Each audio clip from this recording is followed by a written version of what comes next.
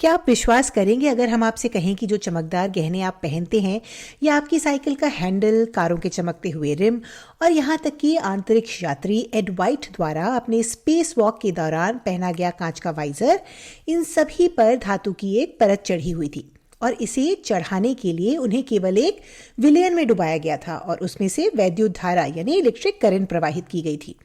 विश्वास नहीं होता है ना, लेकिन ये सच है। चलिए पता लगाते हैं कि यह अद्भुत प्रक्रिया जिसे वैद्युत लेपन या इलेक्ट्रोप्लेटिंग कहा जाता है, ये वास्तव में कैसे काम करती है। वैद्युत लेपन वैद्युत का उपयोग करके एक धातु की वस्तु पर किसी दूसरी धातु की पतली परत चढ़ाने की प्रक्रिया है। यह वैद्युत अपघटन यानी इलेक्ट्रोलिसिस नामक एक प्रक्रिया के माध्यम से काम करती है। मूल रूप से ये एक ऐसी प्रक्रिया है जहां एक वैद्युत धारा एक रासायनिक अभिक्रिया के होने का कारण बनती है। लेकिन हम ऐसा करना ही क्यों चाहेंगे? किसी धातु की वस्तु को रसायन में डुबोकर उस पर दूसरी धातु की परत क्यों चढ़ानी है? क्या लोग ऐसा सिर्फ इसलिए करते हैं क्योंकि उनके पास करने के लिए कुछ और काम नहीं है? तो नहीं, ऐसा बिल्कुल नहीं है। ये एक बहुत काम की प्रक्रिया है। ऐसा करने के दो मुख्य कारण हैं। पहला है वस्तु को बेहतर दिखाना। उदाहरण के लिए सोना बहुत महंगा होता है, इसलिए गहनों को पूरा सोने से बनाने के बजाय उन पर सोने की परत चढ़ाई जा सकती है। स्टील या पीतल से बने गहने पर सोने या चांदी की परत चढ़ाकर उसे और अधिक आकर्षक बनाया जा सकता है। और दूसरा, उस धातु को सुरक्षित रखने के लिए जिस पर परत चढ़ाई जा रही है। उदाहरण के लिए लोहे में बहुत आसानी से जंग यानी रस्ट लग जाती है।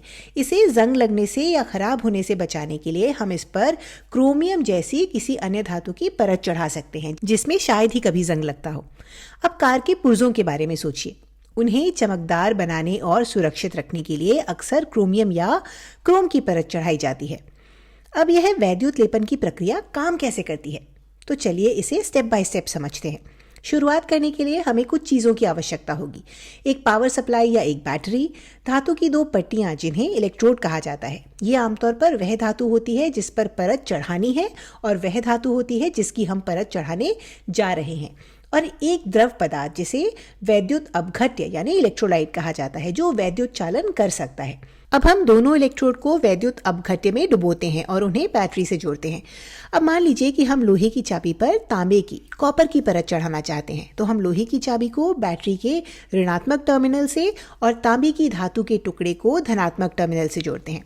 इस प्रयोग में हम जिस वैद्युत अपघट्य का उपयोग करेंगे वह कॉपर सल्फेट का विलयन है, क्योंकि इसमें तांबे के आयन होते हैं। और इसके बाद असली जादू या यूं कहें कि रसायन विज्ञान का जादू तब होता है जब हम सर्किट को ऑन करते हैं। तो कॉपर सल्फेट के घोल में तांबे के आयन होते हैं जो धनावेशित होते हैं, पॉजिटिवली चार्ज होते हैं, और सल्फेट आयन होते हैं जो ऋणावेशित यानी नेगेटिवली चार्ज होते हैं। ये आयन विलयन में चारों ओर घूमने के लिए स्वतंत्र होते हैं। जैसे ही स्विच ऑन होता है, विलयन में मौजूद धनावेशित तांबे के आयन ऋणावेशित लोहे की चाबी की ओर आकर्षित होते हैं, क्योंकि धनात्मक और ऋणात्मक एक दूसरे को आकर्षित करते हैं। तो ये आयन विलयन से होकर गुजरते हैं, चाबी तक पहुंचते हैं और वहां जमा हो जाते हैं और अंततः पूरी चाबी पर तांबा जमा हो जाता है। अब आप सोच रहे होंगे कि इस तांबे की छड़ की इसमें क्या भूमिका है जिसे हमने धनात्मक टर्मिनल से जोड़ा था।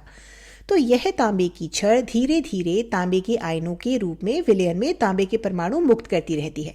तो जब तांबे के आयन लोहे की चाबी पर जमा हो रहे हैं तो तांबे की छड़ से नए तांबे के आयन लगातार विलयन में प्रवेश भी कर रहे हैं। यही कारण है कि परत चढ़ने के दौरान भी विलयन की सांद्रता, विलयन की कॉन्सेंट्रेशन समान रहती है।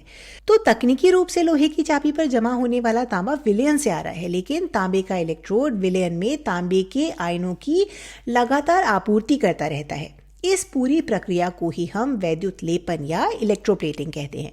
वैद्युत लेपन में धातु की परत चढ़ने का काम ऋणात्मक इलेक्ट्रोड पर होता है और धातु का स्रोत, इस मामले में तांबा जो विलयन में घुलता है, वह धनात्मक टर्मिनल पर होता है।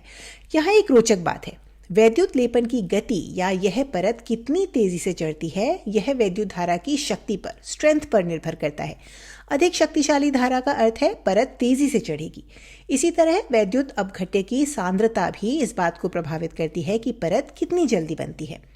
अब चलिए कुछ आम वैद्युत लेपित धातुओं को, इलेक्ट्रोप्लेटेड मेटल्स को देखते हैं। उदाहरण के लिए क्रोमियम चमकदार दिखता है और इसमें जंग नहीं लगती, इस पर बस खरोंच आ सकती है। लेकिन क्रोमियम काफी महंगा भी होता है, इसलिए पूरी वस्तु को इससे बनाना किफायती नहीं है। इसीलिए वैद्युत लेपन के लिए इसका बहुत अधिक उपयोग किया जाता है। पूरी वस्तु को क्रोमियम से बनाने की बजाय वस्तुओं को सस्ती धातु से बनाया जाता है और फिर उस चमकदार सुरक्षात्मक परत के लिए उन पर क्रोमियम का लेप किया जाता है। इसी तरह आभूषण बनाने वाले अक्सर कम महंगी धातुओं पर सोने या चांदी का वैद्युत लेपन करते हैं। इसलिए गहने ऐसे लगते हैं जैसे वे सोने या चांदी के बने हों, लेकिन वास्तव में वे पूरी तरह से सोने या चांदी के नहीं होते। टिन के डब्बे, जिनका उपयोग हम भोजन और सोडा, पेप्सी, कोला आदि के भंडारण के लिए करते हैं, ये इसका एक और बेहतरीन उदाहरण है। ये लोहे पर टिन का वैद्युत लेपन करके बनाए जाते हैं। इन्हें बनाने के लिए खाली लोहे का उपयोग नहीं किया जा सकता, क्योंकि लोहा बहुत अधिक अभिक्रियाशील होता है। लेकिन एक बार जब आप इस पर टिन की परत चढ़ा देते हैं तो भोजन लोहे के संपर्क में नहीं आता है और खराब होने से सुरक्षित रहता है। तो हमारे रोजमर्रा के जीवन में वैद्युत लेपन का इस तरह से उपयोग किया जाता है। हालांकि यदि वैद्युत लेपन के कारखाने निकलने वाले कचरे का निपटान ठीक तरह से नहीं करते तो यह प्रदूषण का कारण बन सकता है।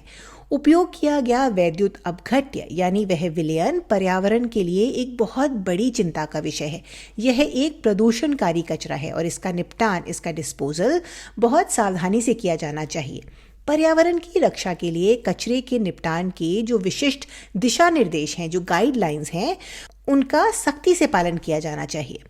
ठीक है, तो आज हमने क्या सीखा? हमने सीखा कि वैद्युत का उपयोग करके वैद्युत लेपन की प्रक्रिया से एक धातु पर दूसरी धातु की परत चढ़ाई जा सकती है। तो अगली बार जब आप कोई चमकदार चीज़ देखें, जैसे कोई घड़ी, साइकिल का हैंडल या यहाँ तक कि सोडे का डब्बा, तो एक पल के लिए सोचें कि क्या वास्तव में यह इस चमकीली धातु से बना है या इस पर सिर्फ वैद्युत लेपन किया गया है।